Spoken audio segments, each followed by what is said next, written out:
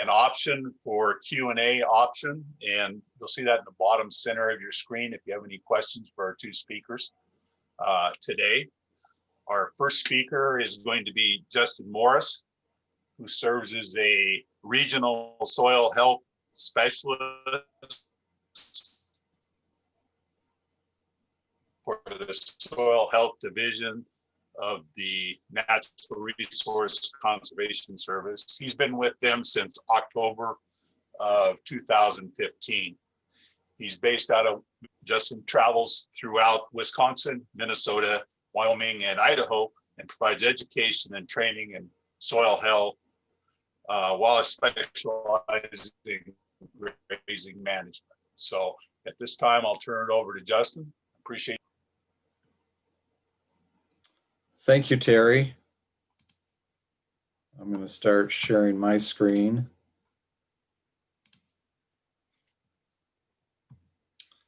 Okay.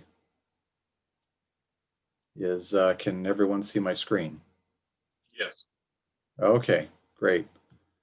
Yes, thank you again, Terry, and thank you, Katie Crafts, for hosting us and inviting us to be a part of this 2-hour webinar. So as Terry mentioned, I work or I'm based out of Madison, Wisconsin. But both Marlon, who you'll hear in the second hour, and I travel extensively in our responsibilities. And actually, I've got a little bit of a tie to Washington State. That's the state of my nativity. That's where I was born and raised.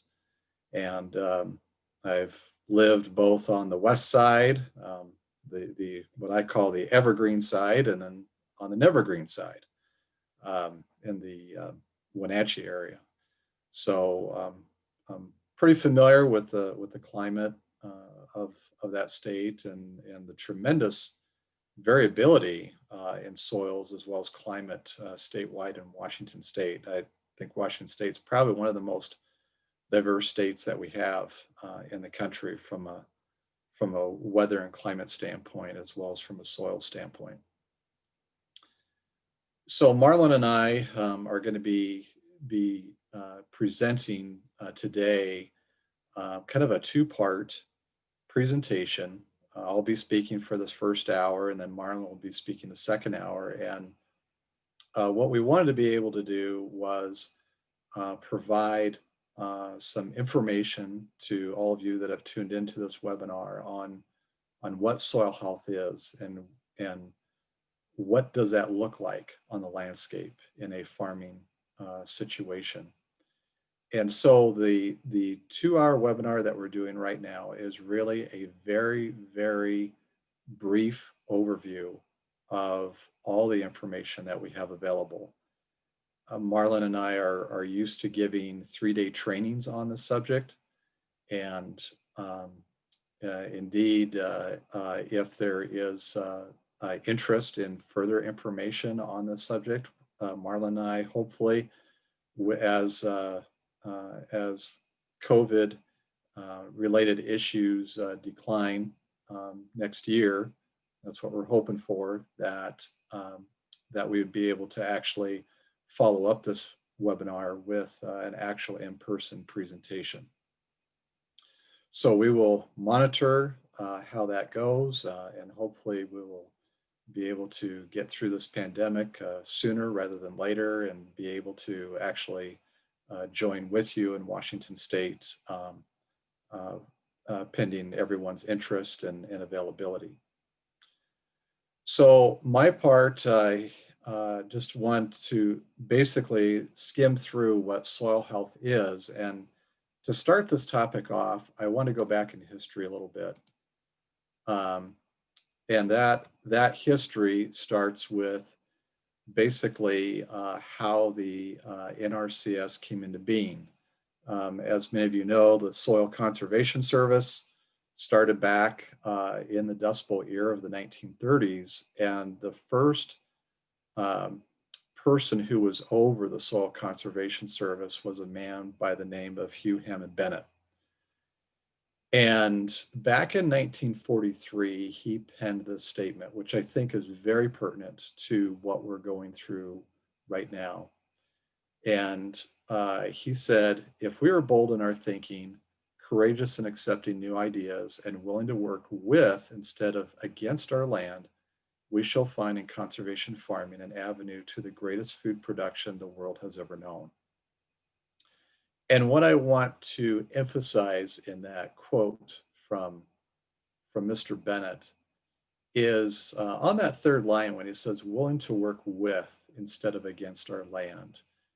Um, as we look over a lot of what we do in production agriculture, a lot of times there's a number of things that we do that are really kind of counter to what nature would want to do. Um, and that's where, we need to look at ways of really how can we harmonize or co-partner with nature and work with nature rather than working against. And that really is kind of the overall message of soil health is learning how we can partner up with nature and collaborate with nature rather than using expensive inputs and management styles that can impoverish our bank account as well as our soils.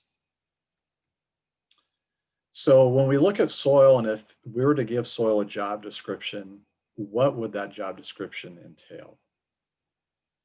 And I've got a list here of several things that soil should be able to do. But basically from a production standpoint, we think of, well, we want to produce a crop. We want to be able to grow a nice, vigorous, healthy crop that with a good yield, good test weight, or if we're in the livestock business, we want to be able to raise, healthy calves, have them be able to put on, good rates of gain, be able to get the most weight possible at the end of the year.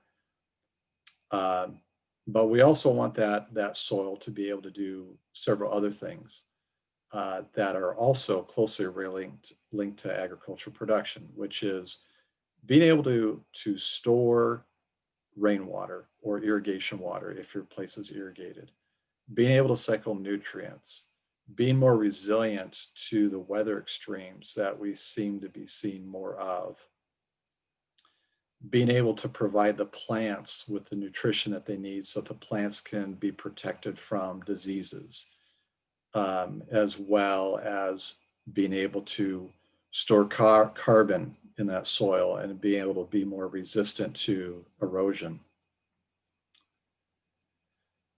So when we look at the definition of soil health and what it is, here is what I think is a pretty good definition of soil health. It is the continued capacity of the soil to function as a vital living ecosystem that sustains plants, animals, and humans. And in that definition, I kind of want to just dive into it just a little bit by saying the first part is the continued capacity. And in my mind, when I think of continued capacity, I think of something that can keep going year after year after year. No matter what is being thrown at it, it still is able to keep going. And we want our soils to be able to have a continued capacity. We want our soils to be able to provide the nutrients to our plants, provide the beneficial habitat for soil organisms that are so critical in making those nutrients available to plants. But that really requires that our soils, whether it's rain or shine, whether we're getting a bunch of rainfall all at once or we're in a drought, that soil needs to be able to be fairly resilient, and it needs to be able to buffer those stresses, those extremes that we encounter. The other part of this definition is the word function. We want our soils to function. In contrast, the opposite of function would be dysfunction. And when we talked about, what were some of those things that we want soils to do, we want soils to be able to cycle nutrients. we want it that our soils are able to, provide the gas exchange, provide the water availability, to be able to produce a really good crop. And then the final part of this definition, I kind of want to focus in on living ecosystem. And I have to admit, I probably about 15 years ago, really, I'd even say even 10 years ago, I really looked at soil as just dirt and realized very quickly that there is a distinct difference between the word soil and the word dirt. And realizing that, dirt is just particles of soil that have no life in them. When we get into talking about soil, soil should be alive and it should be very vibrant. As you see, in the picture on the left, you see the earthworms there. That soil should be living. And it's that living part of the ecosystem that our society largely has not really known that much about. And now we're living in a day and age where there's getting to be more and more information made available to us about what's going on in the soil. And we're finding out that we have historically known less about what goes on the soil than we know what's going on in the galaxy next to us. We've spent a lot of time in the last century looking out, but we've spent very little time looking in. And I mean in as in looking in the soil, looking in the microscopic world. And it is actually in that world that makes the biggest difference to the long-term capacity of our farms and ranches to be able to produce quality feed and fiber products for human consumption. So when we look at what has happened to our soil historically, we start off with using methods that have worked for a time, but now we're really starting to find out how overall these effects have changed things. And one of those things is that soil, as it's being managed in a certain way, depending on what we do to it, things like tillage and leaving the ground uncovered or bare and reducing the amount or the types of plants that are growing on it really has a negative effect on how that soil behaves. So as we increase things like tillage, as we leave less residue and have less diversity in the ecosystem, that kind of starts a downward spiral where we actually start decreasing the organic matter in our soil. Our erosion starts to increase. Compaction also increases. This has an effect on a thing called aggregate stability, which is the stableness or the stability of those clusters of soil particles that make up our soil. As that aggregate stability starts to decrease, we start getting an increasing encrusting, increasing in surface compaction. And again, this keeps spiraling down further and further to the point that the amount of water that we can actually infiltrate in our soils, whether it's through rainfall, whether it's through irrigation, actually starts to decrease. So we start seeing more ponding, we start seeing more runoff, we start seeing water running off those fields, and the water isn't clear anymore because it's actually carrying soil particles and residue along with it. So we see an increase in erosion. And then of course this double downs into a even faster decrease in soil organic matter. The nutrients that are on the surface of the field are now moving horizontally, and the topsoil is moving horizontally. It's moving downhill. It's going wherever water is going to take it. Then we see an increase in ponding and a decrease in water storage. And we also see a decrease in the nutrient availability to our crops. So then we start seeing that play out in how the plants, how they handle the stress of drought or a heavy rainfall. and we start seeing where, different nutrients might become more limited and an increase in disease. And then ultimately where this goes down to is it goes down to reduction in crop yields and really a lack of not only just food, but, quality of that food. You talk about, hunger, but then you also talk about, malnutrition is also a kind of a subset of hunger, in that there may be stuff there to eat, but what we're eating is maybe not necessarily meeting all the nutritional requirements that our bodies have or need. So we talked a little bit about, the downward spiral, but let's flip it around and look more at the positive side, that there's also a way that we can climb out of this.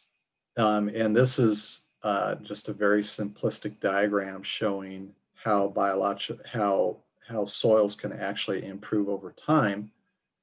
First, starting out with, well, we have to increase the biological activity.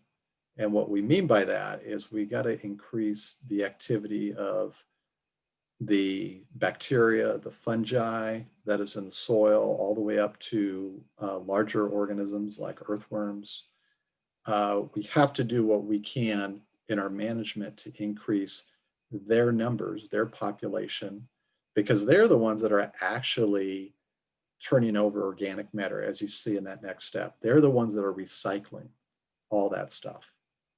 So as they're starting to actually incorporate that organic matter more rapidly, then they're the ones that from their waste products is actually plant available nutrients. And that's where we first started getting into that improved nutrient cycling.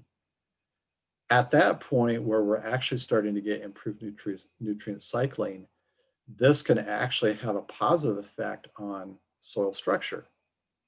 So like, if you've got, for example, a silty clay loam or just a straight loam, or just a more of a predominantly, clay sandy loam, that soil structure can actually start to change over a period of time. And this is at the threshold where this starts to become visible out in the field, because as the soil structure starts to actually change, and I'm not talking about that you're going to turn silt particles into clay particles, you're going to turn sand particles into clay particles, because that doesn't happen. But what happens is the arrangement of those sand, silt, and clay particles starts to change, how those particles are put together. And that's what we call aggregation. How those particles are put together, when those actually start to make a change, then all of a sudden your water availability starts to increase. So that means the soils start to turn more into a sponge rather than repelling water and then seeing sheets of water going down the field. We want the raindrop, whether it's coming from the sky or from a pivot or whatever. We want that water, as soon as it hits the soil surface, we want it to go right in. We don't want it to go even move horizontally an inch. We want it to go right in. So, initially when we start into this process with increased biological activity and organic matter turnover, a lot of these improvements aren't readily seen. But once you get up to the soil structure changes, which may be a few years down the road, then you actually start seeing some of the changes taking place, and it gets very exciting. So when we look at examples of soil function loss, we generally don't have to drive too far to be able to see some of this. And it may be happening, on portions of the land that you own or that you manage. These are just a couple snapshots from around the country where we see that soil function lost, where we see gully erosion, where we see fences that are getting buried in sediment that's occurring. That's where you've got soil moving from uphill, where you got the cracking that's occurring. You've got a lack of residue in between those soybean plants, and you've got all that cracking that's occurring. Where you have tractors that are, buried up to their axles because the soil does not have the internal resistance or internal, the integrity to be able to resist the weight of the equipment that's on it. And so these things are all things that are usually signs or symptoms that our soil is not functioning the way that it should. It's not running at its optimal. So when you look into the popular press, and many of you probably subscribe to a number of different magazines, whether it's Farm Journal or Successful Farming. There's dozens of different agricultural publications, as well as if you just go out into, you know, non-farming or non-agriculture related publications, soil health is appearing everywhere, even through venues like the New York Times. You know, 10 years ago, soil health was just starting to really become a phrase or a thing. And now it's, I mean, you open up just about any magazine, farm-related magazine, and you can't help but see something on soil health mentioned at least once, if not multiple times, in those magazines. I know, like the Furrow, which is published by John Deere, has ran many articles on soil health. So soil health is everywhere, and even if you look out into books, further information where you can go and learn more about what soil health is, compared to just 10 years ago, there is a huge amount of information, books and podcasts and YouTube videos. You can just go on, you know, on the internet and you just type in soil health into YouTube, and you could spend years watching videos on soil health. It was not that way 10 years ago, but it now is. So even we have producers around the nation, actually globally, that are incorporating soil health principles into their management. And there in Klickitat County, you don't actually have to look too far to find producers that are doing that in neighboring counties and neighboring states. Two of them here that are the closest to you, Noah Williams and David Brewer, are over there in Wasco County on the other side of the gorge from you. I believe Noah Williams, he's doing a winter wheat operation that he's actually incorporated livestock using cover crops on his dry land winter wheat operation. And there's several other producers around Oregon, even one there in Douglas County, Washington, up there in Mansfield. He's in an area that gets only about 9 inches of precip a year. Very dry area. But all these producers have one thing in common, and that's they have looked for ways that they can include these soil health principles into their everyday management that is enabling them to actually become more profitable by reducing the inputs that they have typically relied on for generations. So when you're looking at, you know, is there a support network out there? Are there people that I can talk to talk about soil health? Who's doing it? How close are they? And something that I often hear, and Marlon hears it, is that people will say, well, that's all fine and dandy over there, but you can't make it work here. And we've heard that so many times, but we've seen it proved wrong every single time, because it's really a matter of the will to do it, rather than it's not determined by your climate or your soils. It's really comes down to is personal attitude. And all these producers have taken a step outside of their comfort zone and started to incorporate these principles.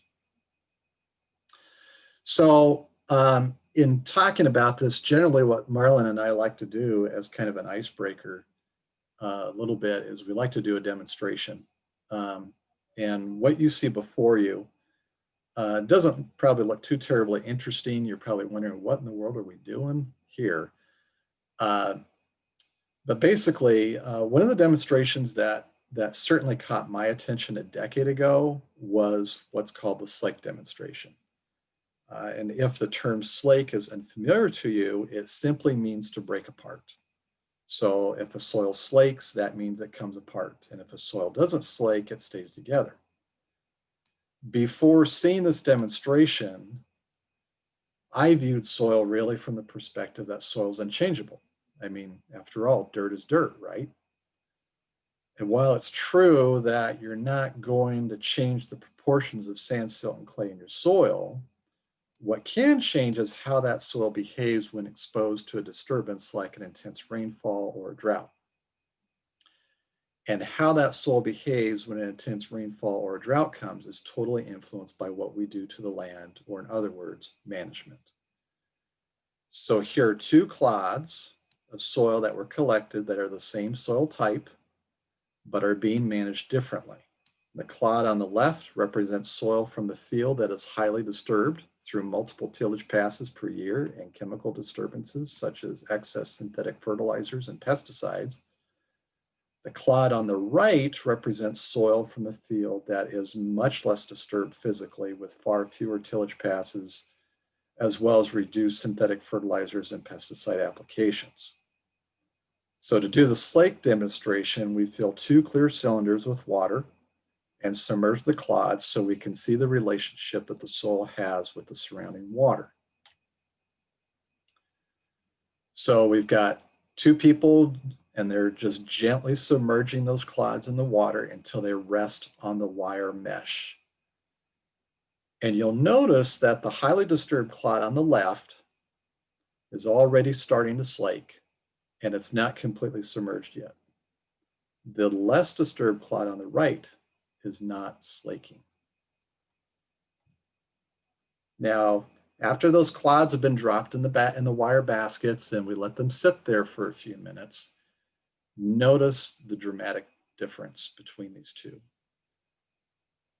So we've got water completely surrounding those clods all the way. So there's no part of the clod, when they were dropped in those baskets, no part of the clod was left above the water. They were completely submerged. So the water is then rushing into the pore spaces or the empty spaces of each clod. And as it's doing that, it's pushing the air out. So you'll see in a live demonstration, you'll see air bubbles coming up.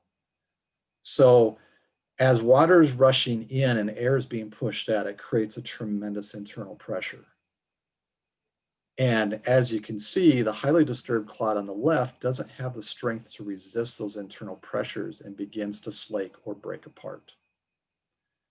On the other hand, the minimally disturbed clod on the right has the internal strength to resist those internal pressures, and it slakes very little. While there is soil at the bottom of each cylinder, notice the difference in the clarity in the cylinders between the 2 cylinders. So that cylinder on the left is very cloudy, and that cloudiness is caused by the individual silt and clay particles that broke off the clod that should have stayed connected but couldn't because of a lack of glue-like substances that keep the small soil particles together. So those glue-like substances are created by plant roots as well as beneficial soil bacteria and fungi. And you can clearly see that the less disturbed clod on the right definitely has those glue-like substances present. And they're keeping the individual silt and clay particles together, which is why the water stays clear. Those beneficial bacteria and fungi that make those glues cannot handle disturbances like frequent tillage, as well as high amounts of the other disturbances that we talked about, the chemical and the biological disturbances.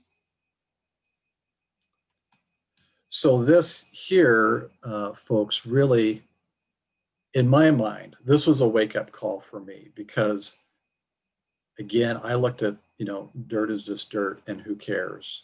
But this demonstration for the first time in my life, made me realize that what we do to the land, our management practices, totally changes how soil will behave, whether the soil will function or whether the soil won't function, whether the soil will take in water or whether it will repel water. So this gets into the next part of the presentation here is on how can we get our soils to function? And that is looking at the principles of soil health. So the principles include minimize disturbance, maximize living cover, maximize biodiversity, and maximize continuous living roots. And we're going to talk just very briefly about each one of those.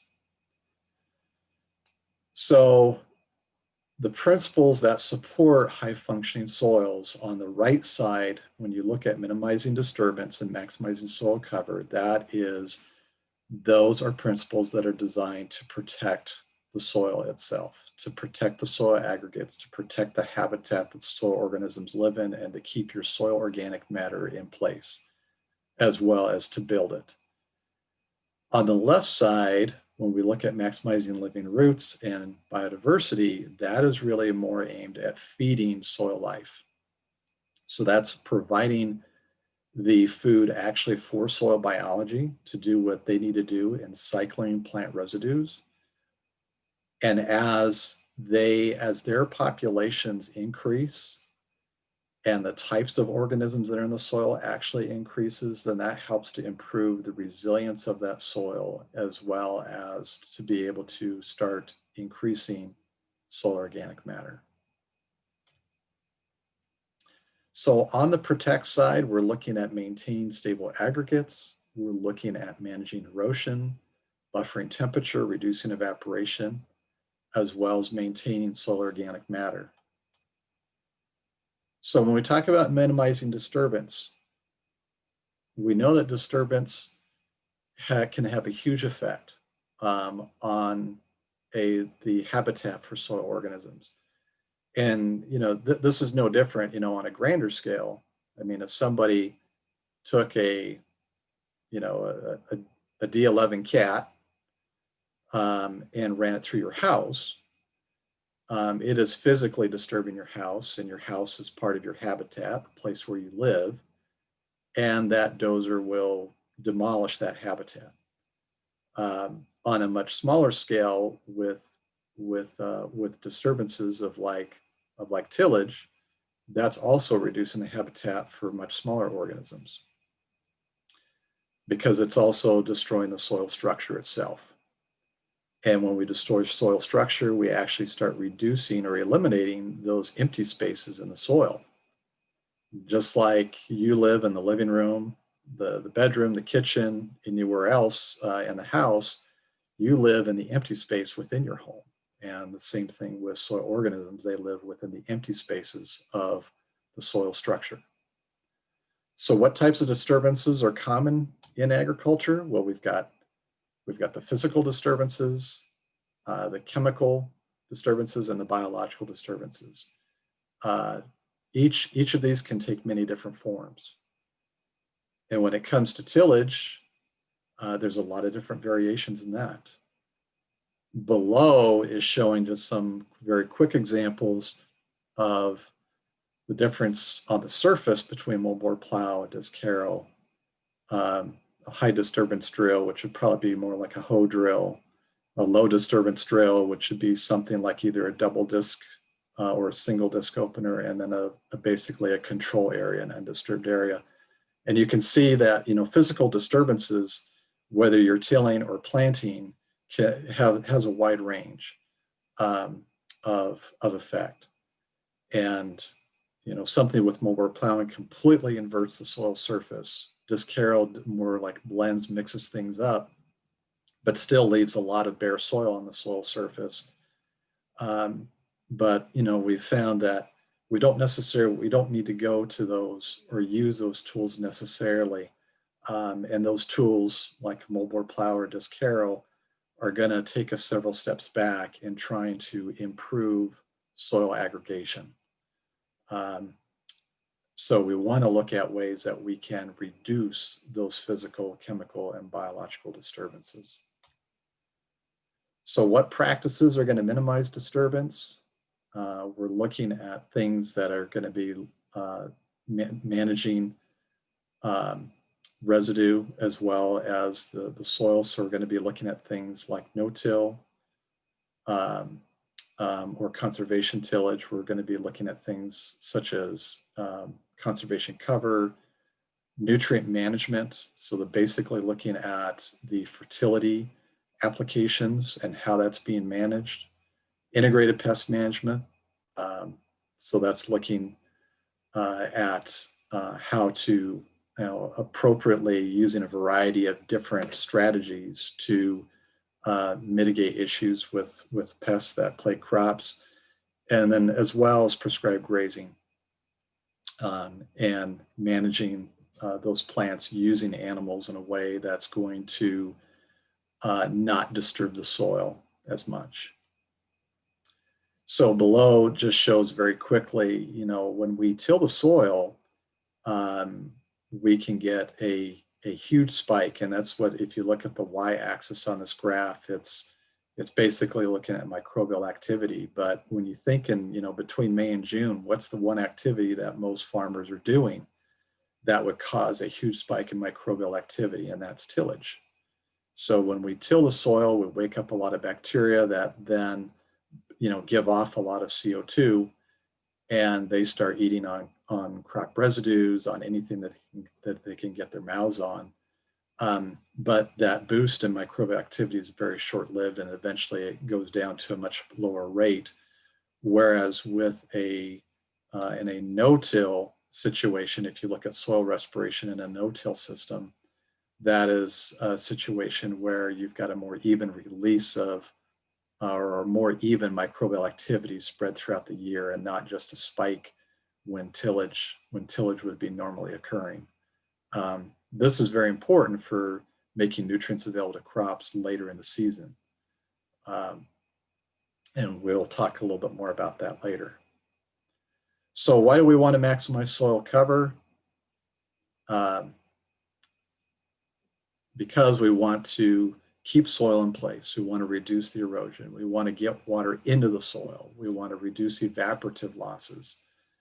We want to keep the soil temperature right where it would be best for soil life to be able to cycle nutrients. We want to improve that habitat for soil organisms and provide that food source.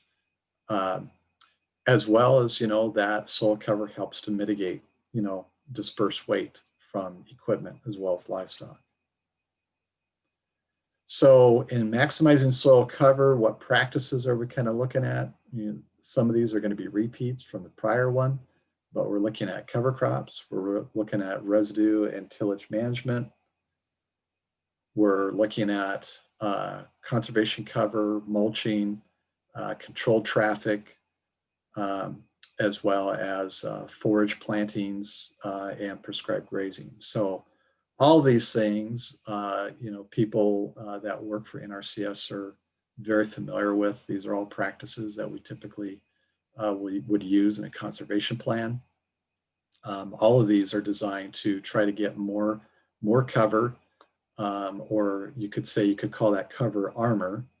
We want to keep that soil armored from the raindrops so that we can keep that soil in place. So when we look at the other two principles, which are really designed to feed soil life, what we want to be able to do in our management is to stimulate as much below ground diversity of soil organisms. We want to improve that nutrient cycling. We want to enhance plant growth and be able to break those pest cycles, and as well as to increase predator and pollinator populations.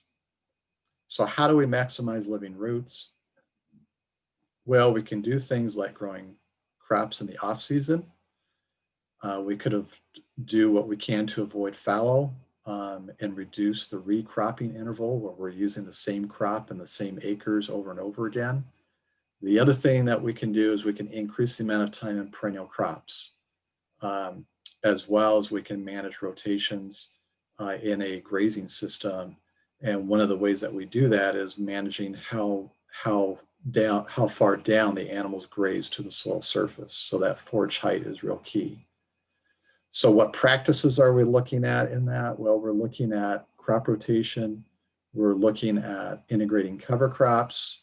We're looking at forage plantings, as well as really, really top quality grazing management. And finally, we would get down to biodiversity.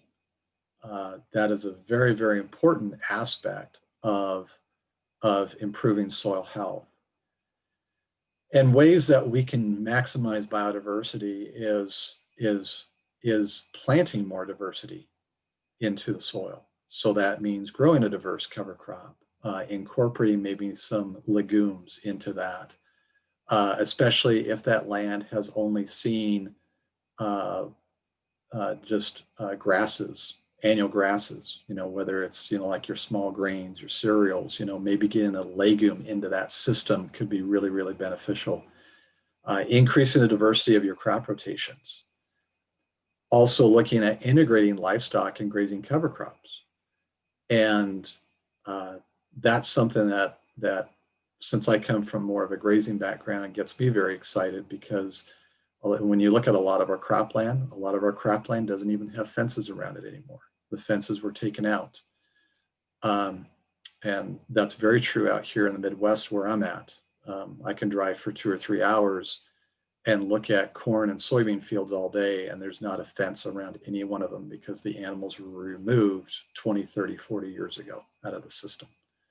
So if we can get animals back on the land, grazing a cover crop, that would be very beneficial, as well as maybe increasing time in more of diverse perennial crops.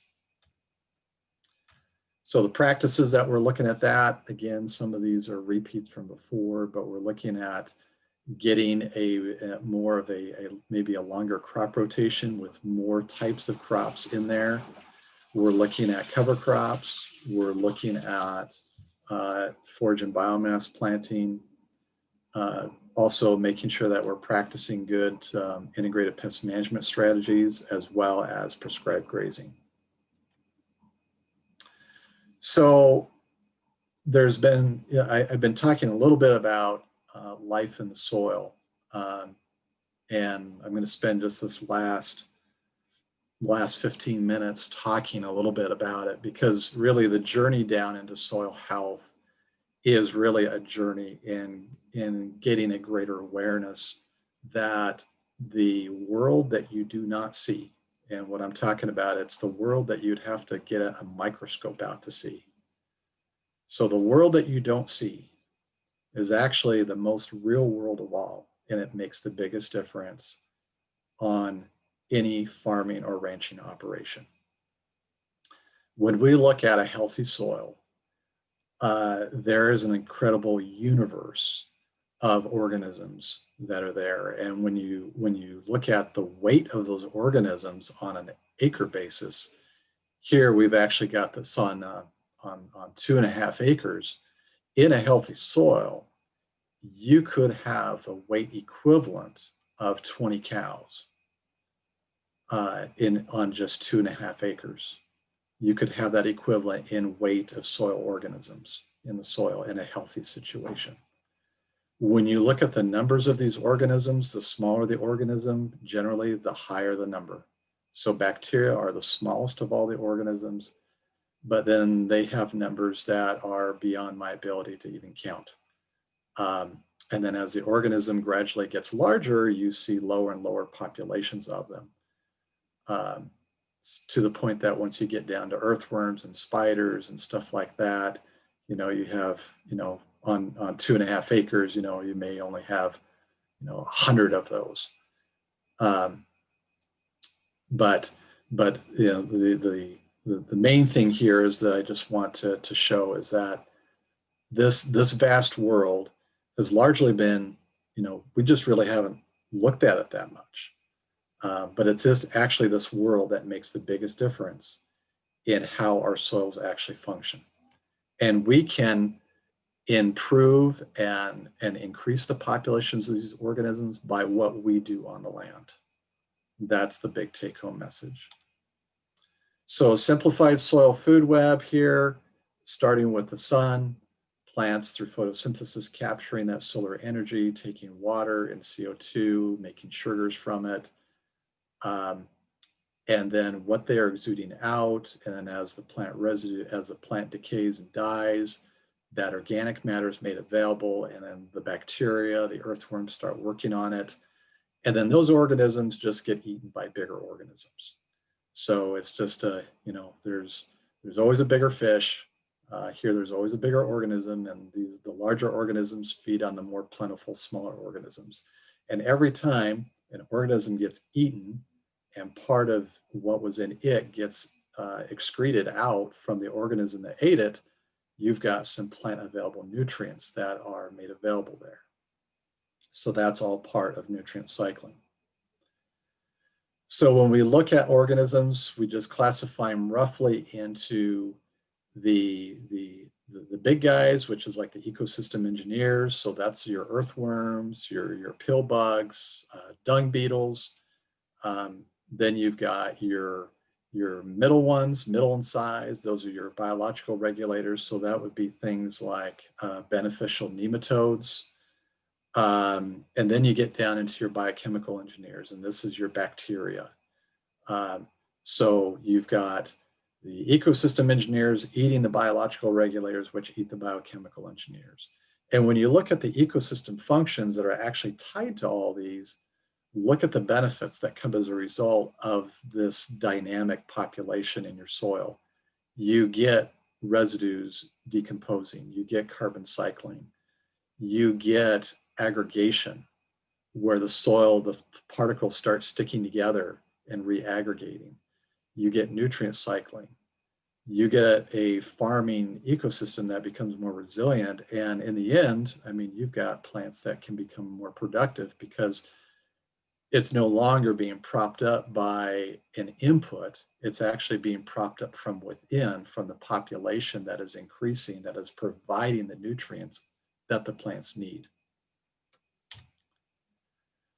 So simplistic diagram just showing, your soil organisms. Soil organisms are the stomach of the soil. They're the ones that are digesting everything that is either on the soil or that gets leaked out through the plant roots into the soil. So that area around the plant roots is what we call the rhizosphere, rhizo meaning root. So it's the sphere around the roots. And the soil organisms are very tightly concentrated right around the root hairs of each plant. And so they are actually able to utilize the excess sugars that the plant makes, and that powers them to be able to go out and get more nitrogen or more phosphorus or more potassium and be able to bring that to the plant.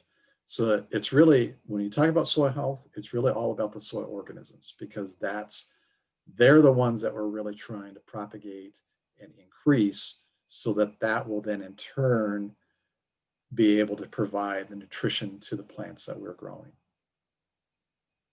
So here's just kind of a big clod of soil. We've got the area right around the root, which is the rhizosphere. We've got the litter layer on top, and we want to make sure that we get plenty of armor on the soil surface. So we want that armor up there. We've got the area right around where the earthworms are and root channels. We've got the pore spaces, the empty spaces. Roughly half of your soil by volume should be empty. It should be a space for either air or water to occupy. And it's really in those empty spaces, that's where the magic happens. That's where your soil life are actually trying to live. And then you've got the surfaces of those aggregates. Everywhere where those sand, silt, and clay particles, how those actually interact and how you get the space in between them is very, very important, because that provides the right habitat for those soil organisms. So, we've seen this demonstration here on the upper right, slate demonstration. what this really gets down to is you'll hear Marlon and I will talk, we'll talk a lot about aggregate stability. So when you look at the surface of an aggregate is really just a collection or a clustering of soil particles that are coming together. So what you see down below there is just tiny clusters of particles coming together where you've got small pores, intermediate pores, and large pores. That's an aggregate. If we were all in a room, we would be an aggregate. We're just, you're just talking about basically a collection of individuals that are bound together. So the aggregates are really, really important. And that's because it creates the stability to resist erosion. So you've got these glue-like substances that keep all these soil particles together. You could call it like, it'd be no different in your house than the glue and the nails and the screws and the staples that keep the whole entire structure together. And without those fastening devices, without the bolts and the screws and the nails and the staples and the glue, the house all falls apart. And it's the same thing with your soil, is that it's those biological glues that come from the bacteria and the fungi and the plant roots that help the soil to start to reaggregate so that water and air can actually get into the soil again. So the other thing too is those aggregate surfaces are going to provide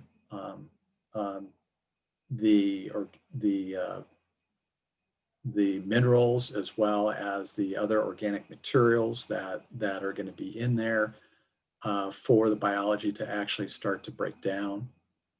And it protects the aggregates actually protect the organic matter as well as the microbes living in them. So some soil organisms that physically stabilize the soil aggregates.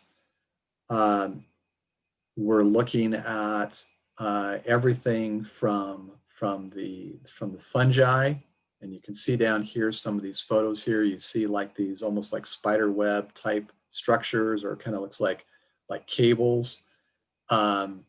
These are actually bacterial filaments that actually get the soil particles to start reaggregating, to recluster together. And so those are coming from plant roots, they're coming from bacteria and from fungi.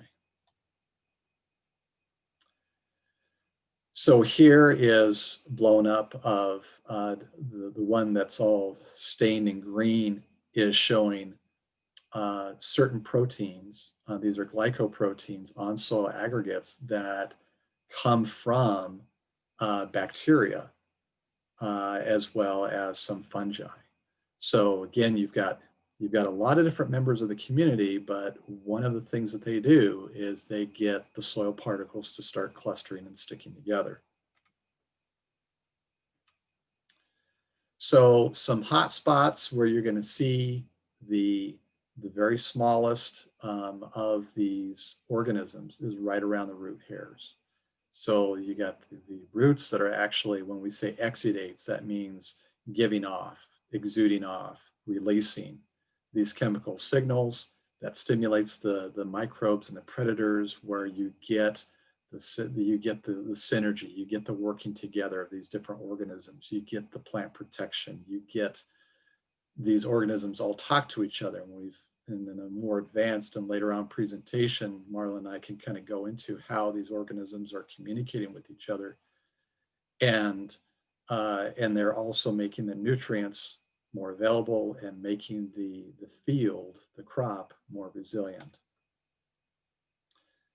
So in that root zone, in that rhizosphere, you've got bacteria, which are the most numerous. You've got the fungi, and then you've got the protozoa and the nematodes. And all of these depend on each other for the soil to function the way that it should.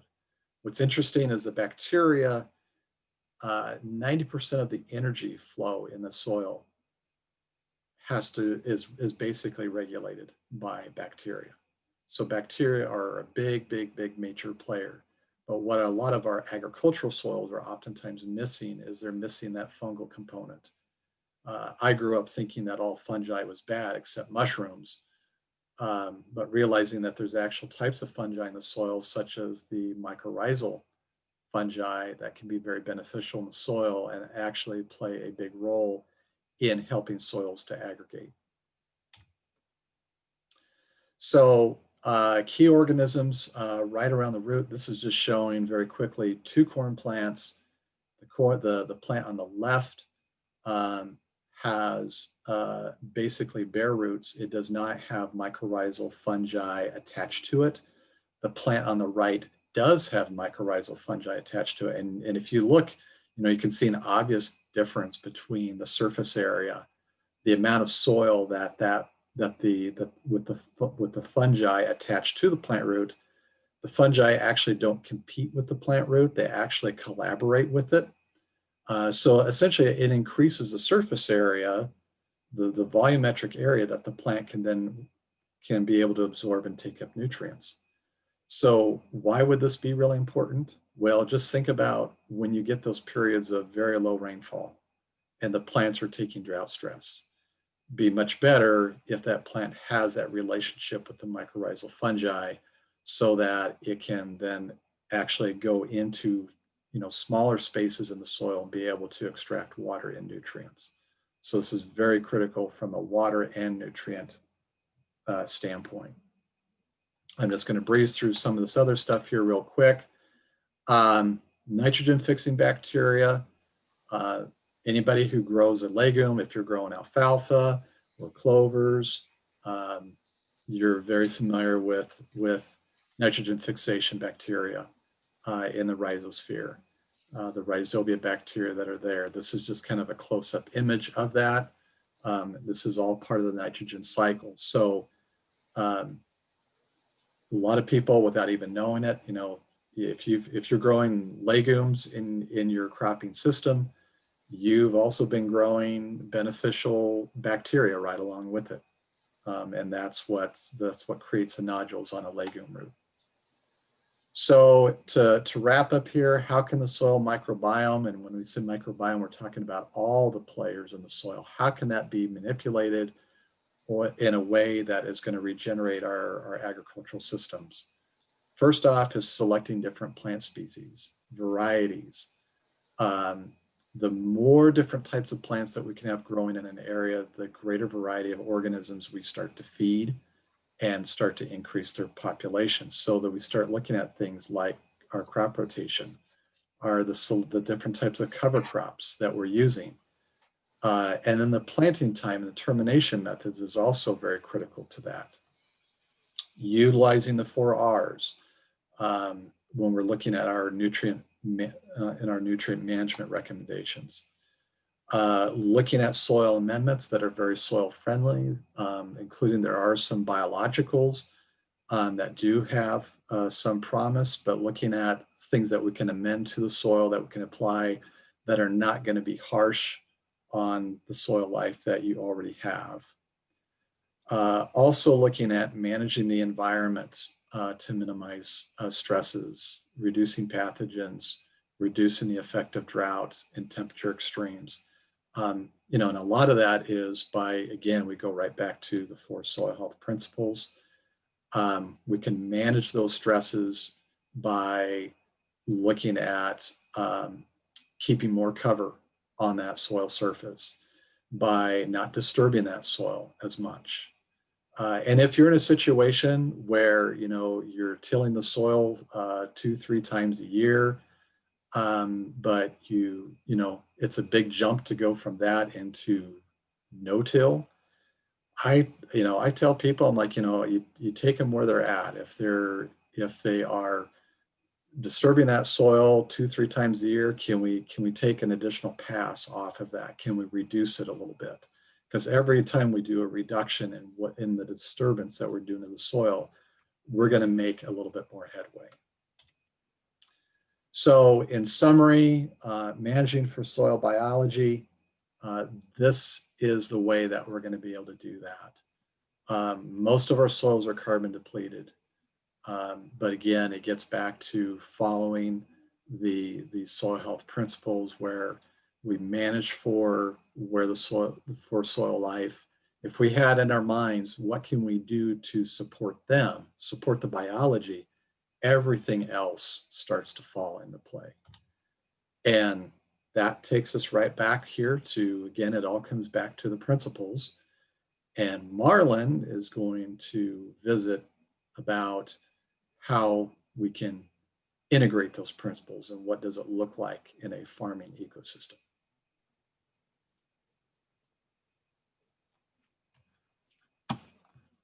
Well, thank you, Justin. Very nice. I'm glad we had you here today. Marlon recommended you very highly, and you've done a fine presentation for us today. I just wanted to mention a couple things that I forgot. Our webinar coordinator today is Katie Crafts. She put this program together, and so we want to make sure we give a shout out to her. And also, she reminded me that there'll be a 2-question online survey, a Zoom survey after the presentation today. And so our second presentation today is by Marlon Winger. And he has worked for the USDA Natural Resource Conservation Service for the last 12 years. And he is currently a regional soil health specialist in Montana, Wyoming, and Idaho. Marlon and his family live on a ranchette in Casper, Wyoming. And he says it's warmer there today than it is in Goldendale. So with that, I'm going to turn over to Marlon, and it's all yours. Thank you, Terry. Hopefully I can make this work.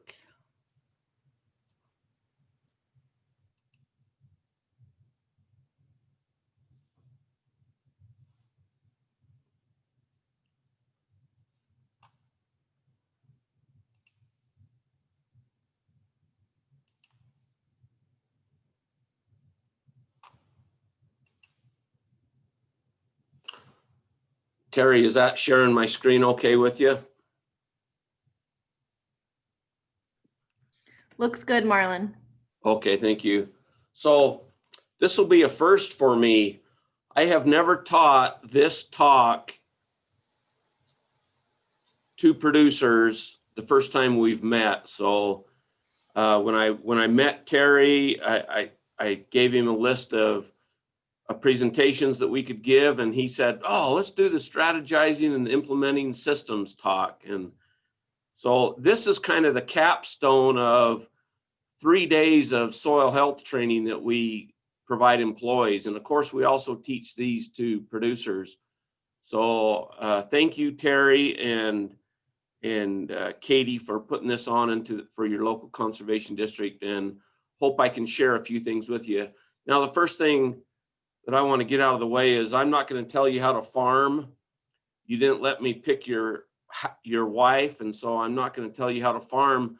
But what I'm going to share with you is people around the West who have implemented these principles of soil health that Justin has talked about.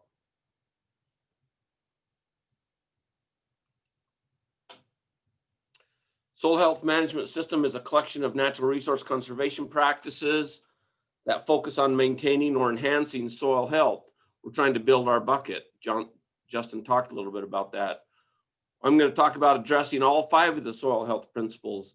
Sometimes I talk to producers and they only want to address 1 or 2 of these principles, and it's a slow way to fix the soil ecosystem if you only address 1 or 2. We want to create a synergistic effect, and of course these cropping systems are all specific. When I started in soil health as a master's degree in production agronomy, I looked at these fields and I thought that was normal. But now I've realized that these fields are naked, hungry, thirsty, and running a fever because the soils are not functioning through the management. Logan, Utah, that's where I went to school. Across the valley, you could see the fields now have lots of white knolls on them. That topsoil is now gone, producing about 5 bushel to the acre on those bare knolls. It's going to be a long time to ever get them back. Aberdeen, Idaho, good thing our soils in the West are brown instead of black, or it would have been a dust out. And Justin showed you a fence. Here's in Blackfoot, Idaho, a 5-wire fence that now the neighbors are fighting because the cattle jump across the fence because there's only 3 shallow wires.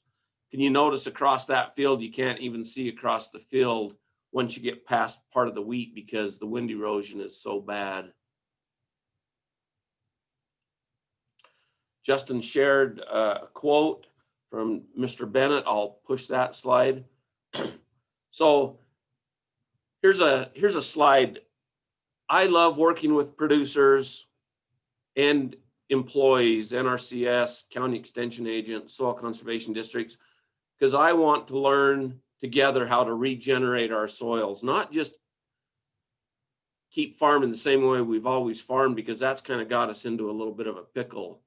I love to learn with producers how to do fundamental changes on their operation. One thing that we haven't talked about much in 20 years is the carbon cycle, and we're not going to have time to talk about it today, but Justin has hit on it a little bit today.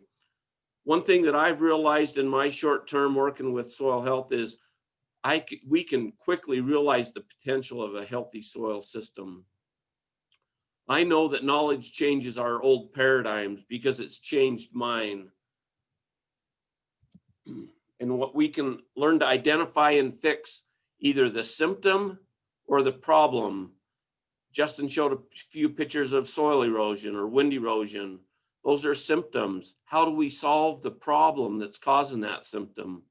And most of all, I love to learn how to implement soil health principles with producers. I used to love to measure soil health. I was kind of fascinated by that, but that's left me a little bit. Now I'm more interested in these bullets, but how to implement soil health principles. Justin mentioned this. All over the internet, there are YouTube videos galore about producers that are sharing their experience as they learn about soil health on their own operations. Justin talked about the soil health principles, and I'm kind of a rebel, but I like to talk about the 5th principle, which is livestock integration. Sometimes it works for operations, sometimes it doesn't. Sometimes it takes them 5 years of learning about soil health before they learn to implement the livestock principle. So sit back, and I'm going to share with you a lot of examples of people in the West. Because I was a state agronomist in Idaho for NRCS and worked there for about 7 or 8 years, a lot of my examples come from Idaho and now from Wyoming. Minimizing soil disturbance. Will it work in furrow irrigated ground? The conservation district said, yeah, I would like to buy a drill so our producers could rent it out and try these no-till practices. But the producers they wouldn't buy a drill until they used it first. So the first year in Boise in 2014, they rented out 1,000 acres of the use of the drill. The next year, 2015, they rented out 6,000 acres worth of planting. That second year, they paid for the drill. And now the conservation district owns a second drill and a crimper roller. So many of our flood irrigated producers, they develop new corrugators. They're nothing really new, but we call them potato vine splitters. So the discs kind of slice and dice the residue out of the furrow, has a rolling compactor and then a shovel behind it. But that's how they were able to manage this heavy residue. This next video is one of the producers in Weiser, Idaho, called up and says, hey, we want to rent the drill. It's 80 miles away. So they went and got it, rented it, did a little test plot. Their test plot, I don't remember the acres, 60 or 80 acres of grain corn. And what this John Deere disc drill is doing is planting winter wheat into the 250 bushel grain corn residue. So as you look back behind the drill, you can see very, very little soil disturbance. In fact, you can hardly tell where the drill's been. And again, this is in flood irrigated ground. One thing to notice in that picture, maybe I'll stop it here, right? when you're drilling these into these residues, you want as much residue standing as possible. The common practice thought, the common thought is, oh, I got to go shred all that residue, but then it makes your drill cut through 100% of the residue versus just slicing and dicing through that vertical standing residue. Here's that field the next spring as the winter wheat's coming up in that jungle of residue.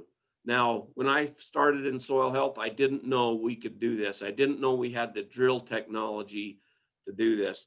But think how many tillage passes over that field this producer saved.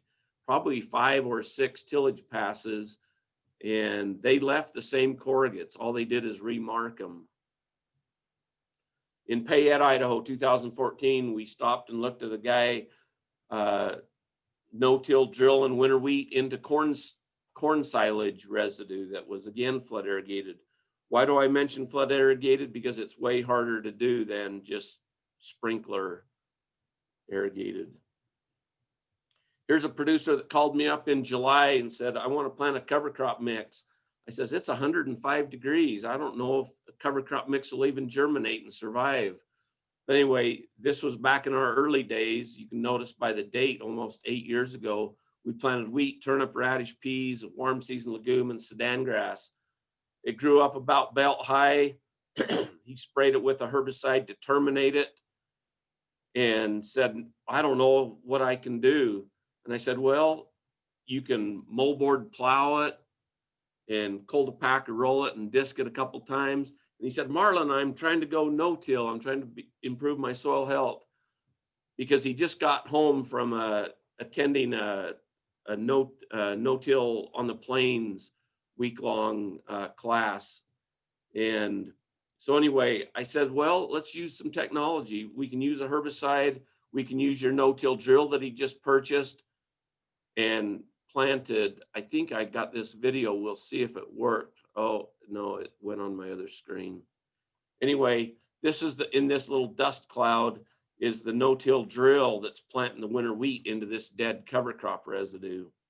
Now, I could mention that this dairy is an 8,000 cow dairy. And what would most dairy operations do with belt high feed?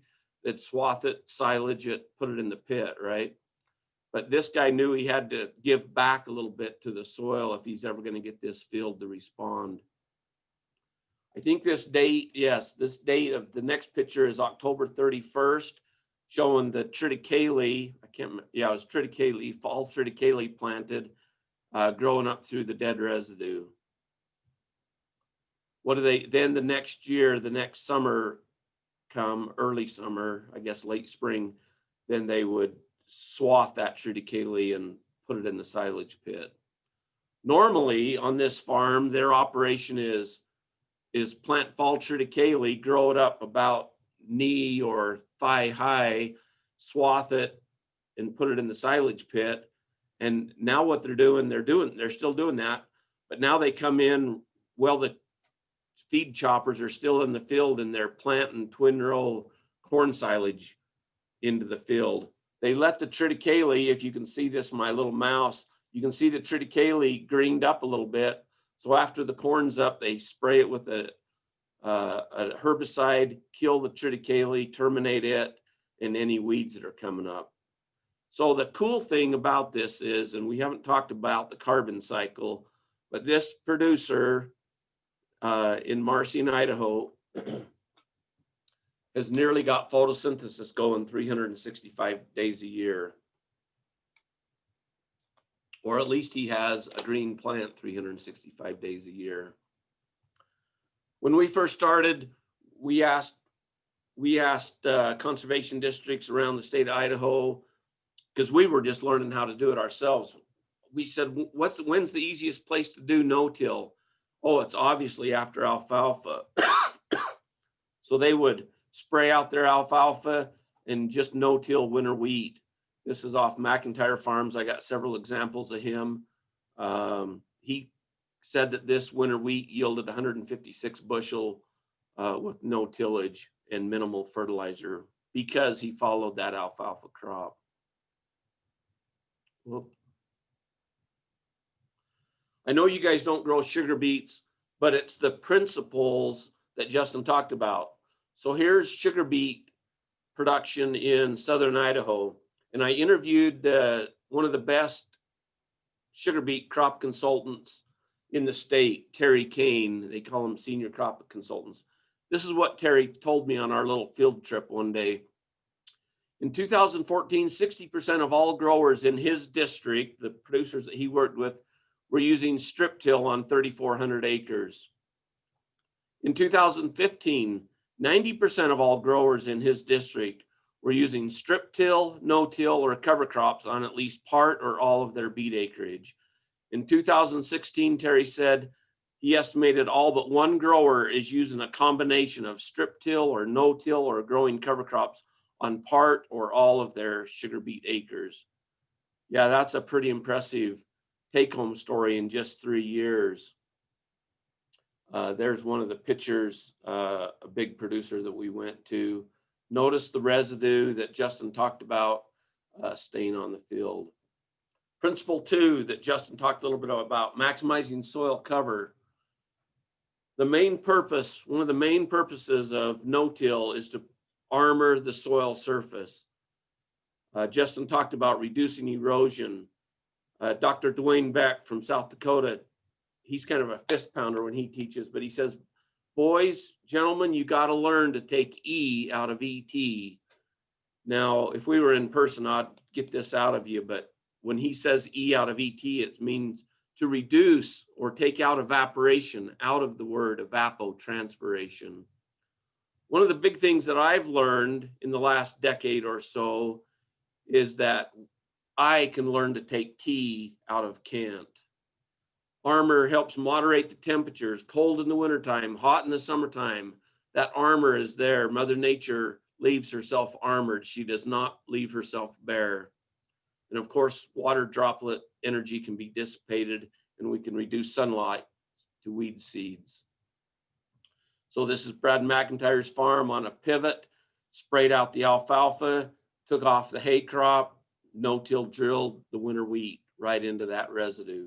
Zero tillage.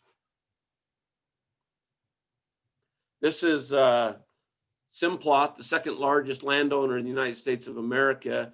I was out, spent the day with Dr. Terry Tyndall, one of their lead agronomists, and we were looking at some good and bad fields.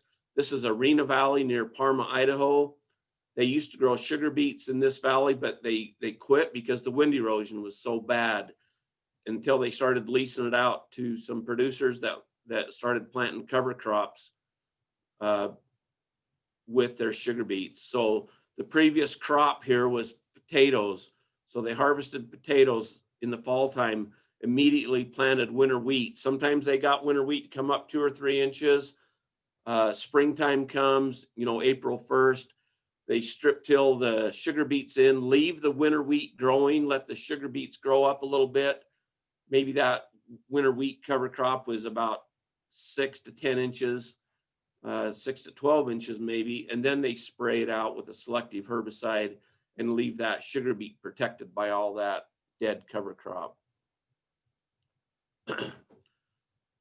I don't think Kitticass area has very many potatoes, but the crop doesn't matter, guys. It's how these producers are implementing the principles of soil health in their individual operations once they learn about soil health, biology, and these principles. This producer near St. Anthony, Idaho, he starts out with a 5-acre field test plot on the right. After wheat harvest, he planted a cover crop. On the left-hand side of the field, he did his normal traditional tillage operations for potatoes. On the right-hand side, this is springtime. He planted his potatoes directly into that cover crop residue with no pre-bedding of the tillage. So even some of the potato guys are starting to figure this out. Minimizing disturbance, having a living root, keep the soil armored.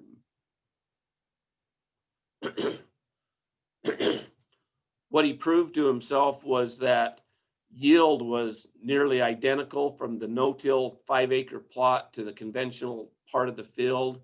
His number one percentages was quite a bit higher, 73 compared to 80 or 68%. Number twos were a little lower, 6.5% compared to 9.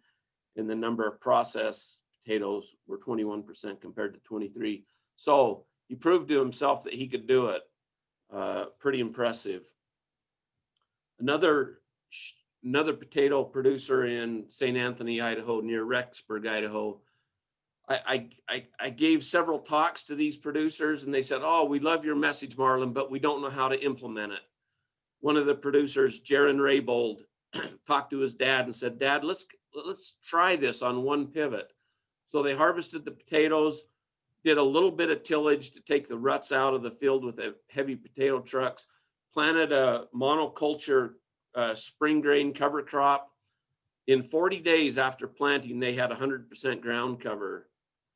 The subset picture here with the gentleman is a now retired district conservationist, but we're out that next spring, and it's one of the few fields that had any cover on it. Now the spring wheat winter killed, but left a mat on there. We didn't do any tillage, and they went back in and planted their next spring grain in it with their normal drill because they didn't have a no-till drill. Notice Ken's hair was kind of a mess that day because the wind's blowing 30 or 40 miles an hour. Terry, my hair stayed perfect the whole day when I took the hat off. So this is the cool part. The next year, it was pretty successful to them. The next year, or the first year, they planted one pivot. I'm asking you now, if we were talking together, how many pivots did Jaron, the same producer, plant the next year in 2014? The answer was 9 pivots for cover crops. So it was a terrible cold fall, and so the cover crop didn't grow as well, but they still had 80 or 90% ground cover compared to the neighbor across the fence that's blowing 75 to 100 tons of wind erosion on an average annual basis. That's what soil health's about. That's what soil health can do for producers. Other producers didn't go straight off into no-till. They started with strip-till, and there's strip-till sugar beets or corn or beans. And so a strip-till unit only, I think here's a little closer picture, has a coulter, residue manager. Let's see if this video will work. No, for some reason it kicks it back on my other screen. Apologize for that. Has coulters, residue managers, shallow ripping shank about 8 inches deep, closing wheels, packer wheels, and in this case, he's pulling a sugar beet planter. So this producer, Kerry, forget his last name, it's not coming to me. They used to do 8 tillage passes. Now they're doing 1 tillage pass, which includes the planting operation. Now, last time I talked to Terry several years ago, he decoupled, or he took off the planter unit because it was just too heavy. So he does 1 pass of strip till, 1 pass of planting the sugar beets. Here's a little better picture of what a strip till unit does. So it tills this strip, can you see it? And leaves about 60% or so of the field not tilled or not disturbed. So back in 2011, we had 8 companies demonstrate their different strip till units to producers in Idaho. I don't remember the number. We had 150 or so producers at this field day learning about strip till technology, minimizing soil disturbance. Now, after a couple years, after 5 years of strip till, some of our producers start experimenting with no-till. Brian Kuzman's not the only one, but he's maybe the first 5 in the whole state of Idaho that now does 50% of his sugar beet crop as no-till sugar beets. Now they still have to harvest the beet, but they plant the sugar beets no-till. This is David Maybe. They're working together at the district conservationist. Did I say this? Brian now plants about half of his acres. I think he has about 500 or 600 acres of sugar beets, something on his own, but he works for a big corporate farm, but on his own, he plants about half the acres are now no-till. Once you learn how to do strip-till sugar beets and strip-till corn, they do strip-till pinto beans into wheat stubble. is just mind blowing to me back in the day. But pinto beans planted, look at the residue on the soil surface. Now, they didn't do a very good job in this picture of spreading the residue. This is one of the chaff rows, so they could have spread it a little bit better. But we're learning, right? It's hard to learn something you don't know. You have to kind of do it one step at a time. I was brought to this field because the sugar beet field man, when we was on a little tour that year, he said, Marlon, do you want to go look at the best pinto beans in the county? I says, yes. I didn't know they were strip till. He did, though. That was the best pinto beans in the county that year, strip till pinto beans. Okay, enough of irrigated stuff. Let's keep moving. I'll talk a little bit about dry land stuff. Stripper headers are now becoming popular in some of our dry land regions in Idaho and more popular in Montana. About 4 years ago, I talked to the Montana state agronomist, and before he retired, and I said, how many stripper headers are in Montana? He said over 50. In Idaho now, we probably have about 10. So we're catching up. We're starting to get our momentum going. But this is a stripper header on the bottom right. It only plucks off the seed head and leaves the straw standing. So it has nearly perfect residue management because it leaves the residue exactly where it came from. Wind erosion is virtually gone if you do no-till. It captures your neighbor's blowing snow, so you thank your neighbor at church or at the ball field for all his moisture. And we're learning to armor our fields. Here's a screen capture I pulled off the internet the other day when I was watching a presentation. On the left-hand side is pea stubble they got done harvesting. On the right-hand side of the field is wheat stubble, dryland wheat stubble in North Dakota. But so the concept is, if you have this tall residue, it'll hold that snow. Now our question is, oh, there's so much snow there that we will never be able to drill it in the spring, but surprisingly, that's not the case. Here's an organic grower. It's an irrigated guy in Boise. Roller crimping, winter cover crops. Now these are just monoculture cover crops, but hairy vetch. So he's terminating it. He's kinking those stems, breaking them in half. Kinking them, not breaking them, but just kinking them. Here he is, roller crimping cereal rye. Now the cool thing, I just have so many stories about this, but the story is over here on this part of this was his test plot. Over here on the left where the wheel line is, he had tilled and watered that 4 times to try to get the weed seeds germinated and killed. So water it, till it, water it, till it, water it, till it. I says, you're fighting soil health, or I says, you're fighting nature. And he said, well, I'm an organic guy. I can't spray, or I don't want to spray. I says, you're still fighting Mother Nature. Why don't you plant a living mulch, kill it, and then plant your transplanted tomatoes, squash, cucumbers, etc. into that residue? So it goes back to Justin's comment. Really, we got to learn more about working with nature. The third principle, maximizing diversity. Of the principles, this is the toughest one for us to do as producers. We've kind of got ourselves in a rut. We've for 100 years, we've planted the same crop in the West. And so I'm going to share you a few examples. I got to read these bullets here, I guess. Our native landscapes were once covered with abundant plant diversity, but now our polyculture landscapes have been replaced by monoculture annuals.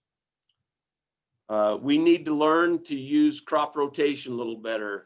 High water use, low water use, tap roots and fibrous roots, high and low carbon crops, legumes and non-legumes. When technically feasible, we should consider using the 4 types of crops in our rotations. Warm season grasses, warm season broadleaves, cool season grasses, cool season broadleaves. Now, not every environment in the Western US can we plant grain corn and be successful. But these cover crops give us an opportunity to plant some diversity into our monoculture systems. Here's some guys, and I'll talk a little bit more about them. This is dryland producers and NRCS employee in the blue shirt there, but they're planting garbanzo beans and flax for the first time in their county because it's been a winter wheat or spring small grain rotation for 100 years. We even have guys in northeastern Wyoming as they're taking out old hay fields. They're growing 3 or 4 years of, in this case, pheasant habitat, because he has a pheasant hunting business and a dog training where they release dogs and have national trainings. So his cover crop was all about, Marlon, I need a cover crop planted in June that will stand up through the winter so they can hunt all fall. And then I want to be able to graze it next spring. So this is a fabulous story, a very difficult system to operate. In this cover crop field that the gal's standing in has 18 different cover crop species in it. Now, we didn't get him to do that his first year, but working with him over the last 4 years, that's where this guy's at, planting diversity, trying to emulate Mother Nature as much as possible.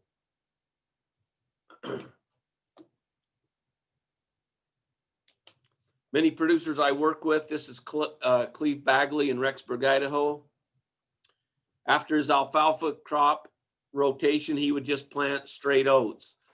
And so he also has a few cows. And so he started planting a multi-species cover crop mix. And one day he called me up and says, Marlon, I don't know if I like your cover crop mix or not, because it's the devil to get hand lines moved out of that cover crop as he's cutting it for hay. But you can see peas and vetch and oats and triticale and turnips and radishes in his annual system now. We've got guys that in Soda Springs, Idaho, everybody's cold, everybody's dry, nobody has enough water, right, in the West. This is male sterile corn grown on a pivot. So instead of cutting hay, they're learning to graze it. This is the same producer here that I'm standing in his male sterile corn part of the pivot. This is his cover crop after planted July 1st, after he cut a small grain crop for hay. So he'll keep that cover crop and feed that through the winter. And these two parts of the fields are attached. And so what he's been doing, he's been putting electric fence through here, giving him some cover crops and some corn, male sterile standing corn. Dan Lakey, I'm just going to play the video and I don't know if it's going to come through or not, but I'll tell the little story. So Dan Lakey, a young producer that we met in Soda Springs, Idaho, southeastern Idaho area. He tells us the story today that his family has owned this particular field for 116 years. And for 116 years, it's only been wheat or barley, winter wheat or spring barley, maybe once in a while a spring wheat. So we walked into the field quite a ways because he wanted to show us that this little part of the field always used to beat him because cereal rye was so bad. And so he's a no-tiller, but he knows he's got to get something different in his crop rotation besides cereal grains. So this is a burn down herbicide of the cereal rye, and then planted peas for the first time in 116 years. Just kind of an impressive story about this little family, but it's tough in winter wheat growing conditions. There's not many crops to grow, right? Because we haven't developed the markets. So Dan, nobody comes out and says, if you grow these peas, I'll buy them from you, right? We have to go find the market for them. Dan ended up selling this field of peas. I don't even know how big it is, 200 acres of peas, maybe. Sold them to a dog food plant in Ogden, Utah. Another really cool story on the internet is Brandon Rocky in Alamosa, Colorado. He's a potato malt barley grower, but now he's a potato cover crop grower. So 1 year potatoes, the next year full season cover crops. Down his potato row, he plants, so down his potato row, now he plants potatoes along with peas, chickling vetch, buckwheat, and desi chickpeas as cover crops growing in with the cover crops.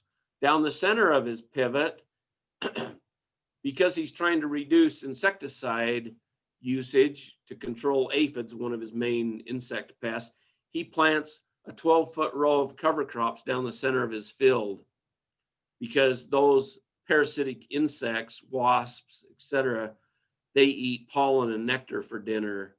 And so you got to have something for them to eat if you're going to have a population of predator insects. That wasn't good enough. So the next year he planted the outside 12 feet of his pivots with that same cover crop mix.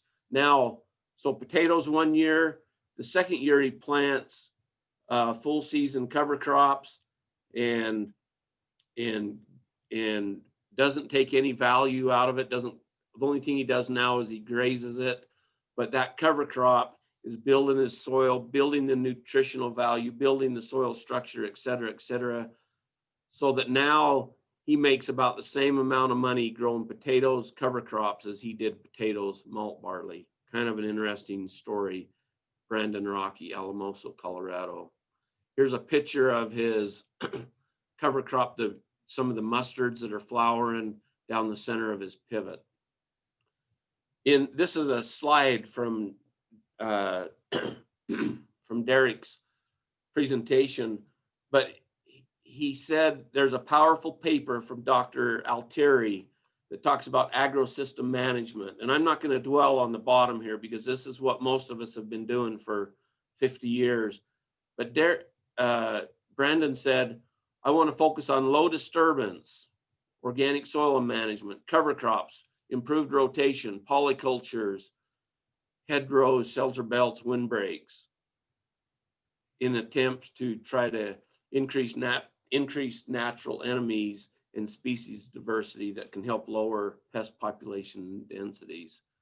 So a little bit of science mixed with a little bit of art. Derek Axton, Saskatchewan, Canada, just across the border from northern Montana. Dry country. I think this is 12-inch precip zone, if I remember right. Derek has developed 7 broadleaf crops in his cropping rotation, along with wheat, barley, and rye. But one of the cool things is that Derek has now learned to grow Clearfield canola and yellow peas together. So he's significantly reduced his nitrogen input because he has a legume with all of his non-legume broadleaf crops. He grows yellow mustard and maple peas, yellow mustard and red lentils, golden flax and desi chickpeas. So in this row, you can see it. Here's your row of chickpeas and a row of flax. And this is what peas and mustard look like together. So they combine them together, separate them at the bin, put the mustards in one bin and the peas in the other one. So the story is, from other producers that know Derek, is that he cut his fertilizer bill from $300,000 a year to $26,000 a year by intercropping these crops together. Really a unique system. You can notice all the residue on the ground. I think this next picture is a little better picture. It's his calendar picture. Desi chickpeas and flax. But I want you to notice the armor, the other principles of soil health that he's implementing. Legume, non-legume, mycorrhizal association between the two, nitrogen sharing. So we took the information from Derek to Idaho and we said, can we do this? And so we're learning to add crops to our dryland rotation in Soda Springs, Idaho, again with Dan Lakey and some of his neighboring producers. So we're driving by and I say to the soil con, man, that mustard field doesn't look too good. It's kind of sparse. He says, yeah, let's walk out in it. And I didn't know what he was going to show me. But underneath this canopy of mustard was spring lentils. Now I started to get pretty impressed. No-till. So not planted in rows, but just planted together. In Idaho, some of our guys tried this: 2 rows of flax, 2 rows of garbanzo beans, dry land, then harvested together. And here's a new crop that Idaho's that we're looking at is barley. And I thought, what is barley? Dan Lakey says, oh, this is peas and barley grown together. It's malt, barley, and peas. And I says, well, what are you going to do with it? He says, I don't know, but there's a lot of people that buy feed grain that would like a little higher protein in it. But he actually ended up selling a couple semi-truckloads of this out of his test plot. He calls it a test plot. It was a third of a big chunk of the field. Sold it to some producers in southern Utah for a base cover crop mix. So anyway, different things that some of our dryland producers are doing, because one of the biggest challenges we have in dryland production in the West is diversity, and it's really starting to hurt us by not having that diversity. Oh, I'm running out of my voice today because I'm out of practice. Principle 3, keep leaving roots in the system as much as possible. We used to always joke about who could produce the biggest radish or the biggest turnip here, purple top turnip or the radish. Look at that radish. They broke it off. They didn't dig hard enough to get it. This just warms my heart, these sugar beet fields, because they used to blow and close down the interstate in Idaho. Now there's virtually zero erosion on these producers that are implementing these soil health principles by keeping a living root, such as a cover crop, growing, and then they plant the next cash commodity crop, whatever it may be: corn, sugar beets, pinto beans. When we first started years ago in Idaho, the way we started was we introduced 8 different cover crops to Sid Hanks. And Sid was one of the producers on the conservation district. And we thought we were doing really good. We planted 8 cover crops in little plots down the field, and we made up 2 cover crop mixes. And things didn't go all that great that first year, but we did something. We did something that we've never done before, was planting cover crops. And then I started listening to this guy from North Dakota, Gabe Brown. He says, you know, I've planted between 75 and 100 different cover crops on my farm trying to figure this out. But the quote that Gabe said that kind of stuck with me in a meeting: if you do nothing, you still have nothing. Now, we didn't accomplish a whole lot by planting 8 little cover crops, but we started momentum in our little counties. This is near Rexburg, Idaho. Some years you take what you get. This is cold Rexburg, Idaho, high, dry, and cold, irrigated country. After wheat harvest, we planted cover crop mix. But sometimes as agronomists, we only look at the above ground biomass. Oh, that radish only grew 4 inches, and then we got a 0 degree Fahrenheit fall night and it killed the crop. Oh, what a disaster. But the agronomist in us, folks, we forget to look underground. And we dug, it's easy to dig a little radish that's 3 inches, 4 inches tall, has an 8-10 foot taproot on it. Can you see that taproot? We broke it off at 7.5 inches. It's interesting these radishes are really good at showing you where the compaction zone is in your field. Right there at about that 4-inch level, that root went south, right? It turned the corner. But these taproot species are good because they just keep working and trying to find cracks and crevices that they can push that taproot down the system. Oh, I got about 10 minutes left, and I got 10,000 slides to share with you. I'm going to push this slide, potatoes, because I'm talking too much. Livestock integration. This has been a tough one because, like Justin said, we've taken the fences down. Grandpa used to have cattle in his operation, but we took them out. But now we're starting to understand this 5th principle of soil health, because livestock are part of the natural system. Here's Pocatello, Idaho, one of pretty high elevation. This is a 5 or 10,000 acre operation, irrigated and dry land. Because it's dry land, guys, they don't have enough moisture to grow cover crops after the wheat harvest. There's just not enough moisture, flat out. What are these guys doing? They're inserting full season cover crops into the rotation and harvesting that forage with cattle. So these guys have I don't know how many head, I forget. I think like 5,000 mother cows. So it's nothing for them to turn in a small herd, a couple hundred head of cows into a 200-acre cover crop field. Even on irrigated grounds, they've inserted cover crops into the rotation, full season cover crops, but the cattle couldn't keep up with how much cover crops they had.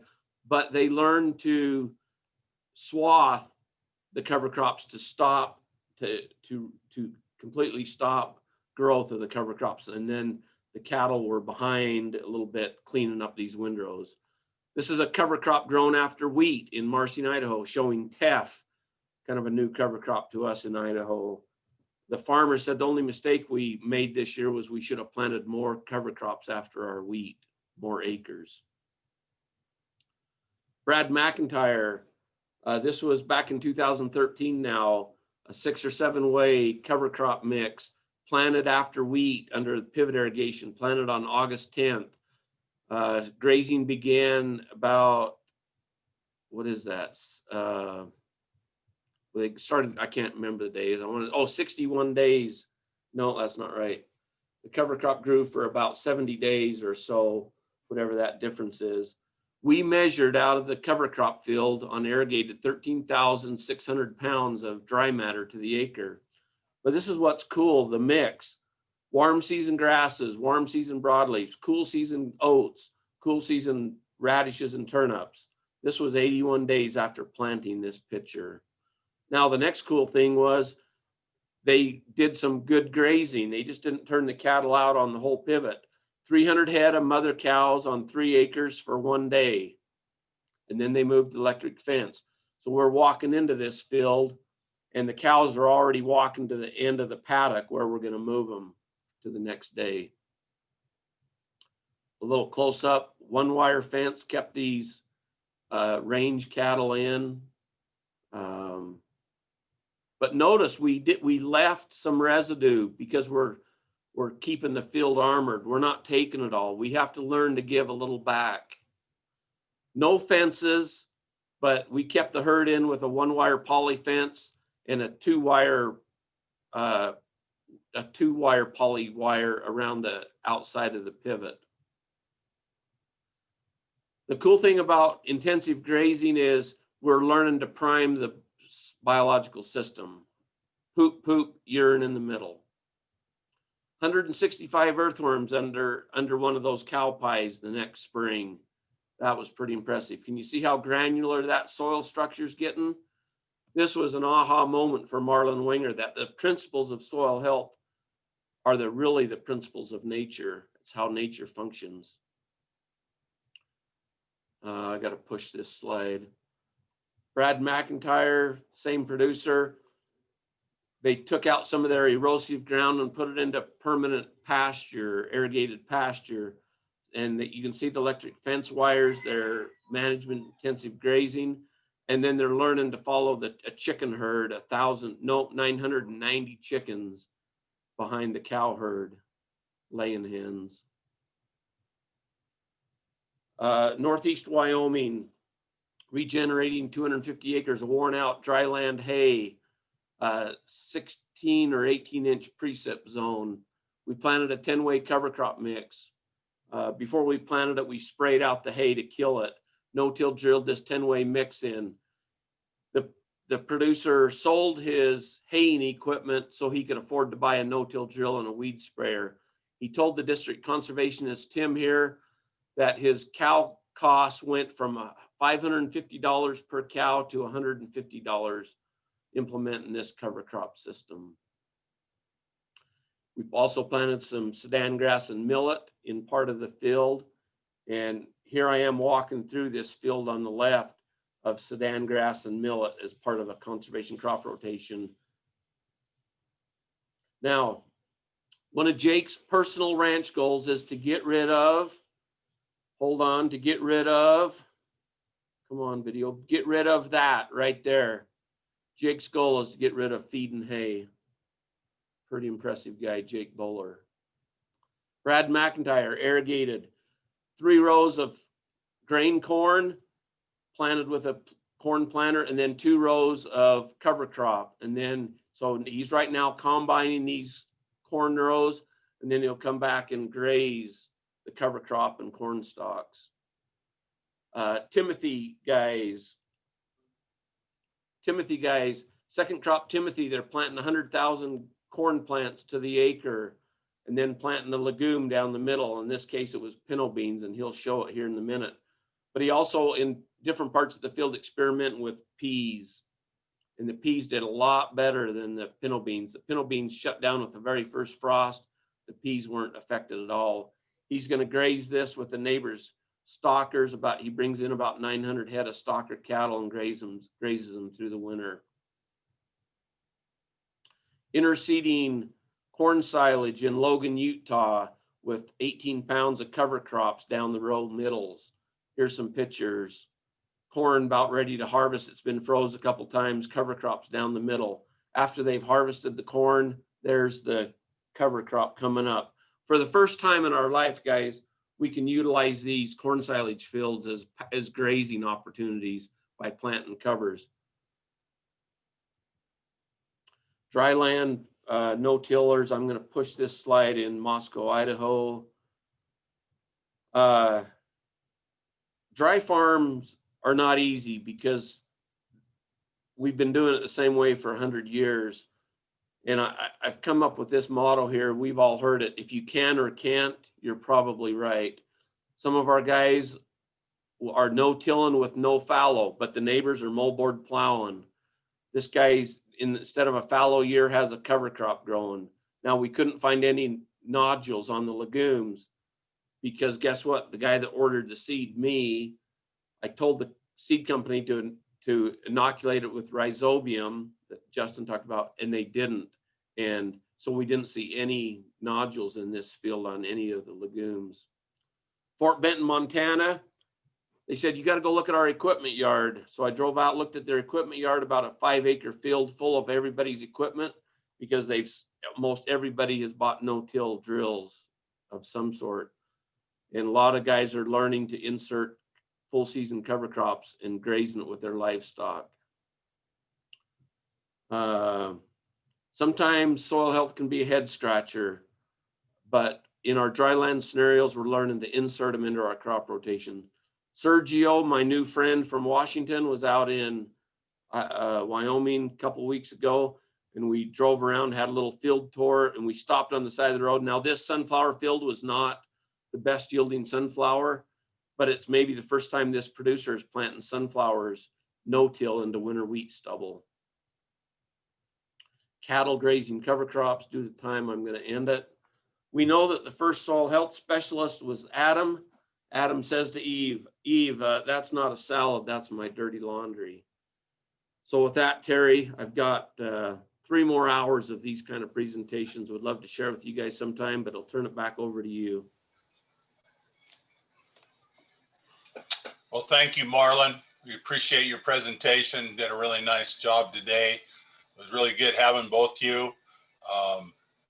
As I mentioned before, Katie has some questions, 2 questions that'll be at the Zoom at the bottom. If you enjoyed Justin and Marlon's presentation, I hope that you'll let them know. They can both be contacted, of course. And also, if you have any questions, a lot of times we like to ask individual or specific questions of the 2.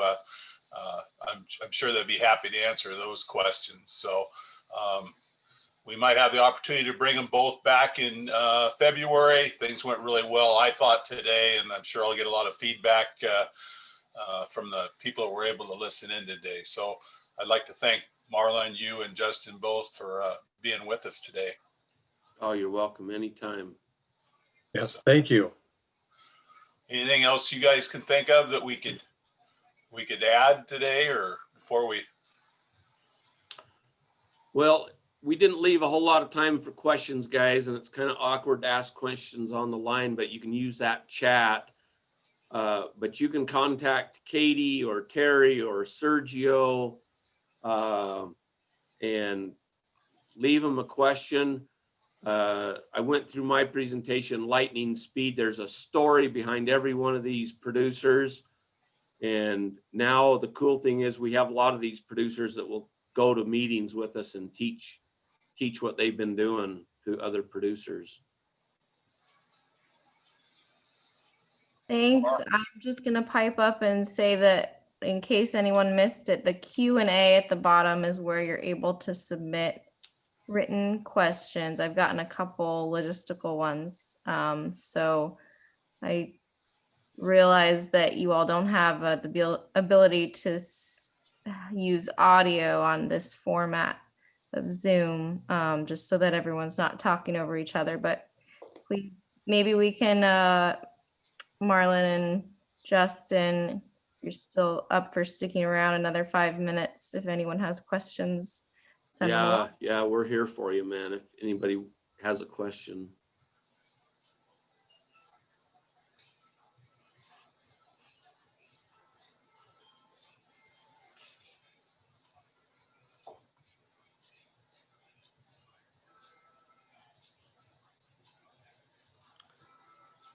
When I teach this presentation at the end of our trainings, I am just personally warm inside. Maybe it's because of my excitement, but how different everybody's systems are, but they still go back to the 5 principles that they learned and learn how to implement those principles where they can on their own systems.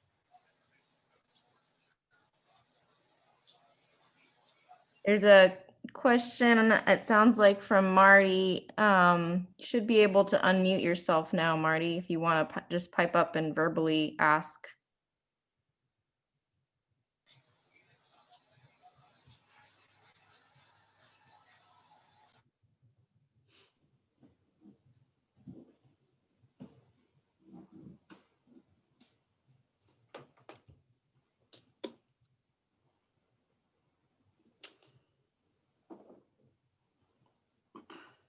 Sounds like Marty's question is dealing with low rainfall. Marlon, we kind of talked about that last week.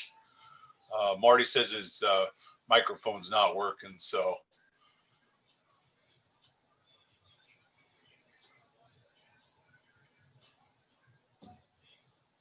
Do you have a specific question about the low rainfall, or just I how can think we get? yeah, we can give him a moment here. I think your microphone should be able to be unmuted now, Marty. Sounds like though he said interested in the multi-species planting. Yeah, and if you guys need help, I mean, we're not here to take work away from anybody, but if you guys need help making a multi-species cover crop, we have an 1.5-hour module on cover crops. We didn't even, touch it. But yeah, there's an art and a little bit of science of building a cover crop mix and getting these going. And the challenge with a dry land system is there enough moisture after wheat harvest to plant a cover crop? Sometimes no. And so our dryland guys have just learned to insert it right in as a crop and help break that disease triangle.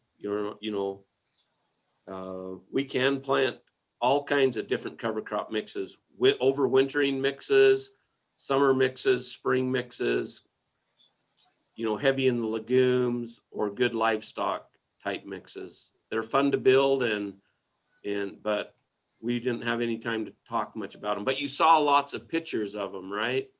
I've got 100 pictures of 100 producers that are using multi-species cover crops. I was just going to add to what you said there, Marlon. In dry land systems, if the only way that you can get a cover crop in is to grow it during the growing season rather than after grain harvest, if you do plant the cover crop as a crop itself during the growing season, there's the option to have that livestock component added to it, where those animals will then graze that cover crop, a good percentage of it, while trampling the remainder of it onto the soil surface. So producers who have actually gone to doing something like that, where they put that cover crop in, and then they may not own any animals themselves, but they have a neighbor or someone that that will allow them to utilize their animals for a month or two, where they can actually graze that cover crop during like the late summer, early fall. They can, you have to ask the question, who gets the most benefit from it, the livestock owner or the crop farmer? And from a soil biology perspective, the crop farmer gets a huge benefit. Both Marla and I have seen results of on-farm trials using different soil health tests, where they look at how the population of beneficial biology increase after the animals have actually grazed a full season cover crop. And it's just tremendous what they're able to do by bringing livestock in. One of the things that we haven't really had time to discuss today, but one of the things I'm a firm believer is livestock are actually a biological accelerator. So they can actually accelerate the rate at which soil improvements can take place. It does require extra management. It does require the use of portable fencing technology to do something like that. But the option is there for people in dryland systems to make faster strides forward if they're willing to integrate livestock onto their cropland. I think there's a couple more questions. Huh? There are, and Justin, sorry, could I put your video back on, or could you go ahead and do that? I tried to, but it says that you can't Oh, start the video because the host stopped it. sorry. Okay, there we go. Okay, and yeah, I see one question. As a brand new farmer, what's the best way to get started dry farming a previously winter wheat field? Oh, I'll take that. Justin, I'll take it, man. Go for it. What's the person's name? Laurie? Here it is, right here. The 5 principles of soil health. That's the answer, folks. I'm not telling you to use the new fertilizer, the new variety. It's following the 5 principles of soil health as closely as you can. Now, if you can't do livestock, I'm all right. I'm not going to lay awake, but try to implement the principles of soil health. There's only 5 of them. 6 if you add perennial systems, right, Justin? That's right.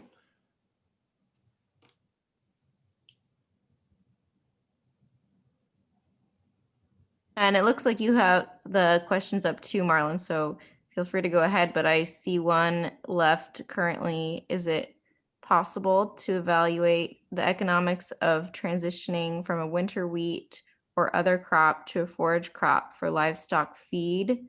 This would help producers determine the value of transitioning to different cropping methodologies.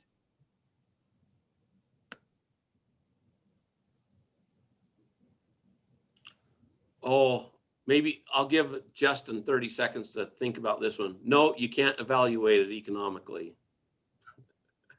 Of course we can evaluate it economically. We know how much our winter wheat makes us. You know, if wheat's $3.50 a bushel, you know how much net profit you're going to make off that field. Now, if you plant a cover crop, all you got to do is grow enough forage to graze the equal amount of cattle to have cattle gain as your commodity crop. So when small grains are not doing good financially, a lot of our producers have started putting their wheat ground into cover crops. For example, Jason Gertz in Wheatland, Wyoming, 5,000 acre dryland farm now has 1,000 acres of full season cover crops that he grazes in the rotation.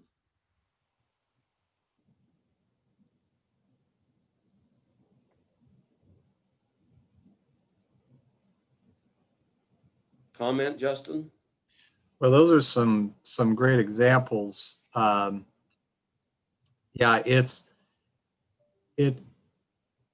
I think a lot of it in doing a analysis, if you will, or trying to look at, is this the direction to go, is realizing that annual forage or that cover crop that would be grown during the growing season has a tremendous value to that livestock producer. For example, out here in the Midwest, we have what's called the Cropland Grazing Exchange. And essentially it's a website that pairs livestock producers with crop farmers, because so many farmers have become too specialized. They're only raising corn and soybeans, or maybe corn, soybeans, and wheat. So they're running a 2 or 3 crop system at the very most. And then our livestock producers are always on the hunt for additional forage. So I haven't seen a situation where it hasn't been a positive return or a greater return by integrating livestock onto a cropland system. I have some great soil health innovator farmers that live only 15 minutes from me. And I had the opportunity to spend some time with them to kind of look at their financials to see what benefit does it give them by having the livestock integrated into their operation, by planting a cover crop that the animals are going to graze. And the biggest benefit that came was on the nutrient side of things. So, for example, a typical farmer out here in the Midwest that raises a 200 bushel per acre corn crop is going to apply, roughly around between 180 and 200 units of nitrogen per bushel of corn. So we usually figure, university recommendations is a unit of nitrogen per bushel of corn. These brothers that own this operation, by integrating livestock onto their property, they have actually gone down to about 0.18 units of nitrogen per bushel of corn.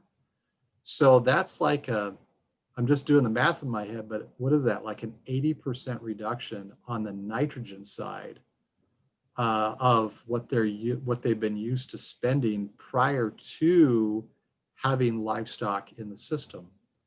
So that is such a huge benefit, because so many farmers, their nitrogen bill is several $100,000 a year.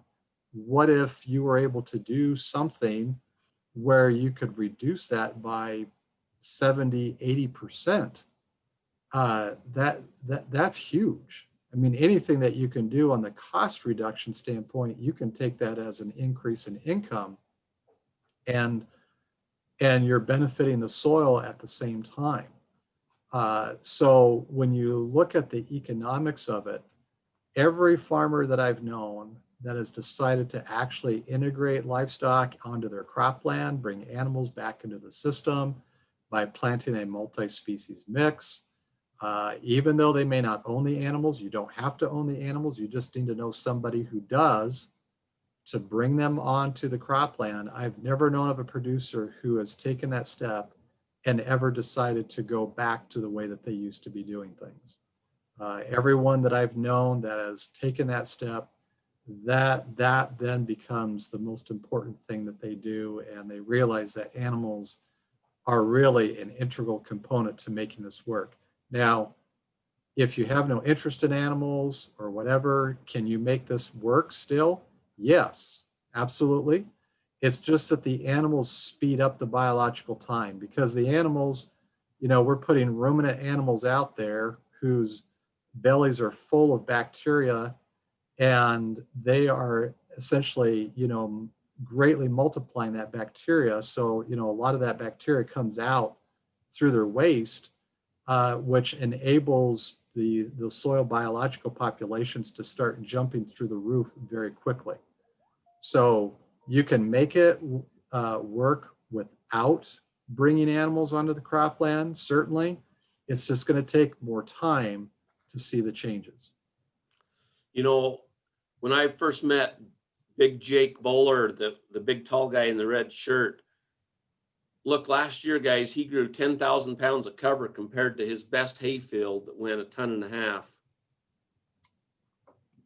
He's totally sold just in 2 years that he can reduce feed costs by growing annual covers in his cropping system. Now his crop is hay, alfalfa grass hay, but he's almost tripling his forage with these annual covers and not having to put up hay. So everybody's a little different. Start small, end big.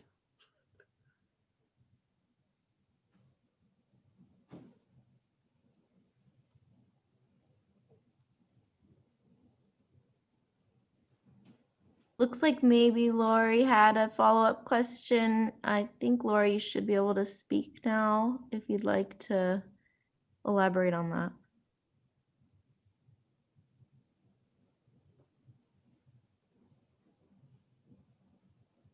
Well, I can read what I have here. So plant multi-species cover crops and let the cow and sheep graze that.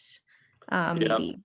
Yeah. That's what we're doing. That's what a lot of our producers that I work with, that's what they're doing. Got to learn how to quit feeding hay, folks. It's too expensive.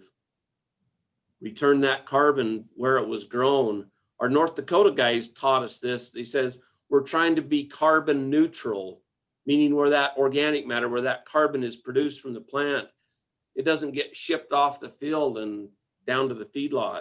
The cattle are brought to the fields and fed on those fields, and the carbon is returned through feces from where it came from, or it's trampled back into the ground.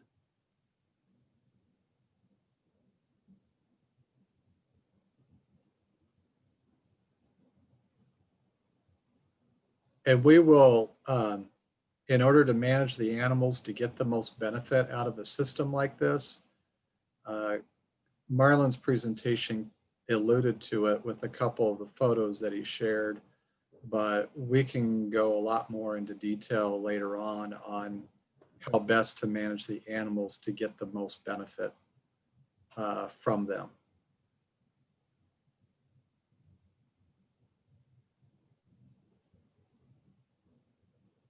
Sounds great. Well, hopefully folks get a chance to answer the survey questions and let us know if there are other topics that you all might expand on. And So we taught you pretty well one complete module. Justin touched on about 4 parts of modules. So you got 1 out of 9 today in parts, and Justin gave you parts of 3 or 4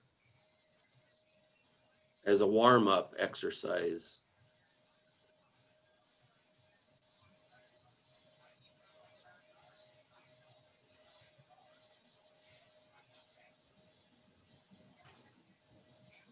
And I don't know, Katie, if folks have access to our email address, but Marlon and I would certainly be open to, if people want to email us questions later on or whatever, we'd be more than happy to take those questions at a later point in time. Even better, man, call us. We're lonely government workers sheltered in our homes and offices, and we don't get out much. So we'd love to call you. Now, I can't answer every question from every producer that I come in contact with, but you're welcome to give us a call and talk to your NRCS local offices, and we'll try to help out there and be support where we can.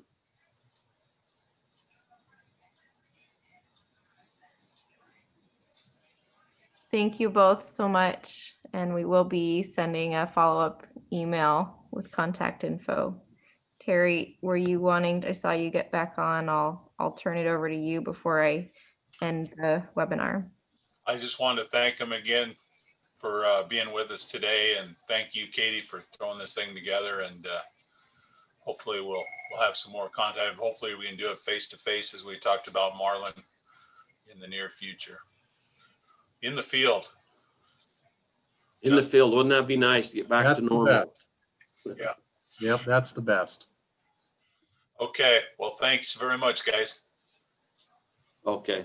Thank a you great- for having Have us. a great one.